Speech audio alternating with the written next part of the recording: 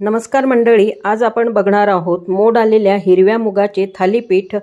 तर एक वाटी मोड आलेले मूग घेतलेले होते, मिक्सरच्या पॉटमध्ये घातले। त्यामध्ये कोथिंबीर, हिरव्या मिरच्या, लसूण पाकळ्या आणि जिरं घातलेलं आहे, आल्याचा तुकडा घातला आणि सर्व मिश्रण जे आहे ते छान असं बारीक करून घेतलेलं आहे। आता हे मिश्रण जे आहे ते एका भांड्यामध्ये मी ट्रान्सफर करून घेतलं आहे। त्यामध्ये आता मी 2 टेबलस्पून तांदळाचं पीठ, 2 टेबलस्पून बेसन आणि 2 टेबलस्पून ओट्सचं पीठ घातलेलं आहे। चवीनुसार त्यामध्ये मीठ घातलं।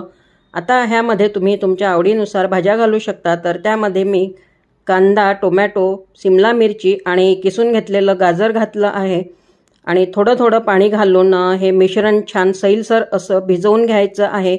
तर ह्याची कन्सिस्टन्सी तुम्ही बघू शकता, मस्त असं हे बॅटर तयार झालेलं आहे।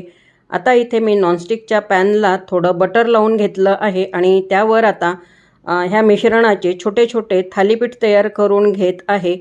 तुम्हाला आवडत असेल तर तुम्ही एक मोठासुद्धा थालीपीठ तयार करू शकता, पण मला थोडे छोटे तयार करून घ्यायचे होते। तर झाकण ठेवून मी एका बाजूने 3 ते 4 मिनटं छान असं शिजू दिलेलं आहे।